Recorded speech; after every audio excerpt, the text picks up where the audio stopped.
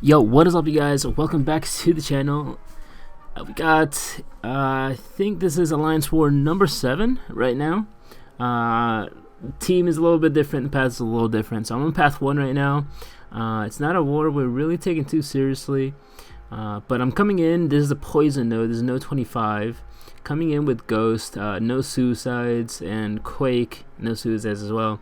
So it's not as enjoyable as if you were running suicides. Plus, I only brought in Hood just because I thought, okay, this might be a magic, so let's bring in Hood so that we don't have to take in any limbo damage while we're phasing. So getting that fight real fast, took care of it pretty well, I would think. But man, later in this video, oh my god, I played so bad, or at least I thought I did at the time. But at the end of the day, it was user error. Some of it was user error, but I'll explain the rest after. Next up, we've got a 6-star tech. There's node 26 enhanced bleeds. Just gotta wait for the node to come down. So yeah, we wait for that, and so we're in here. I'm gonna go in with Ghost here because I'm thinking this is gonna be either Yondu or an Iron Man Infinity War. In which case, Ghost does really well because don't have to worry about parrying. Which for both Yondu and Iron Man Infinity War, they both have those projectiles. And I actually I made a mistake here where he threw the SP1 and I was way too far away, and man, that could have been so bad. Because as you saw, I missed my medium attack because I waited a little bit too long. But yeah, I'm gonna let him throw his special. Can counter it. I think I get in a parry so I can heavy. Go in with an SP1 and it almost takes. Oh, it does actually. I completely forgot. But yeah, it takes him down. When you're running Ghost without suicides, without Wasp, you do kind of want that extra damage. Although if you're running suicides, don't even bother with the heavies. And in my next war, which I'll upload tomorrow, I made a huge mistake. It was actually on this node, but we're on this node now. Double power gain, 1 persistent charge. This is a Nick Fury. This is a 4-star, which is kind of surprising. 4-star rank 5 is equivalent of a rank 3 5-star, just about. But this one's Awakened, and so far we're doing good. We're using Quake. What we want to do is basically just do this. Just try to hug the wall and not let him hit us. This is double power gain too. So one mistake I did there was I used that heavy. I should have just kept on with the Quake style.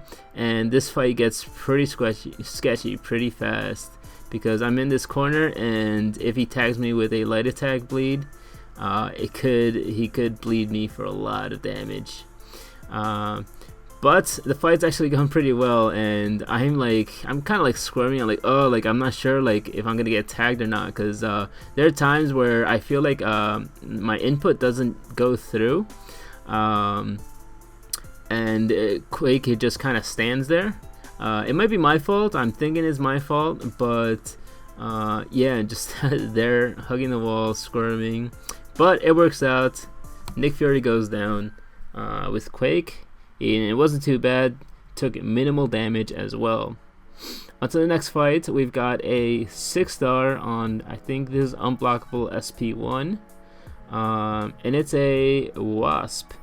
Wasp naturally has a very low health pool, and this node also doesn't have a lot of health on it. We go in here with Quake, and if you guys have been watching my videos, you guys know that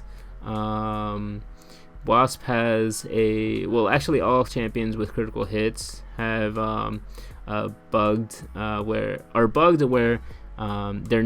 their attacks, while they have that guaranteed critical, they will also crit through your block.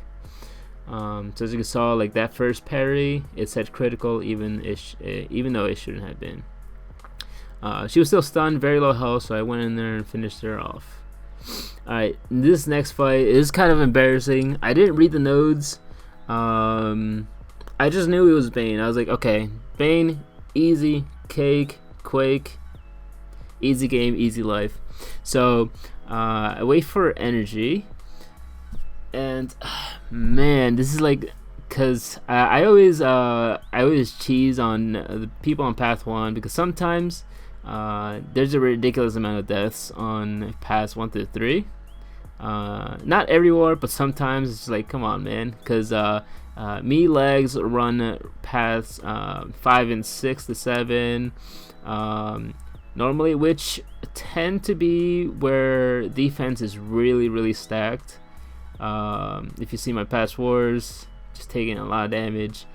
But yeah, this King Groot, I didn't realize there was True Strike on there, and at the beginning of the fight, I start with a heavy, and then I just get smacked down. Like, whoa, what's going on?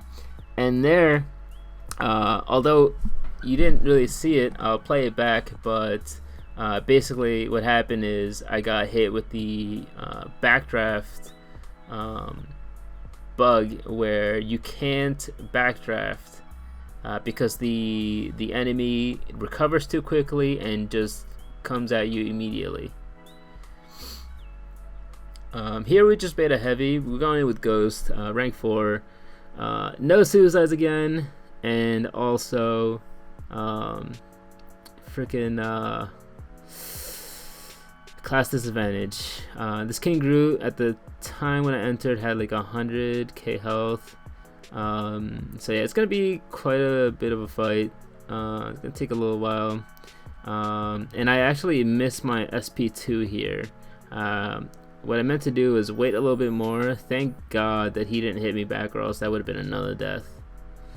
But yeah, after that one, I was like, okay, I gotta play a little safer, because if he hits me, I could be dead. He could he could chain stun me, and yeah, that wouldn't be pretty. All right, he throws this SP1, transfer that Bane. And then going with my SP2, it doesn't do much damage. It does about, I want to say about 20,000,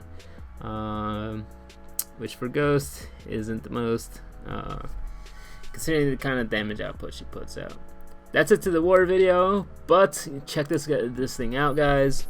Gabe tweeted, if you've been planning to go to NYCC and visit the Contest Champions booth, a friendly tip, do it this year. If you don't, you might regret not being there in person for massive events we have in store.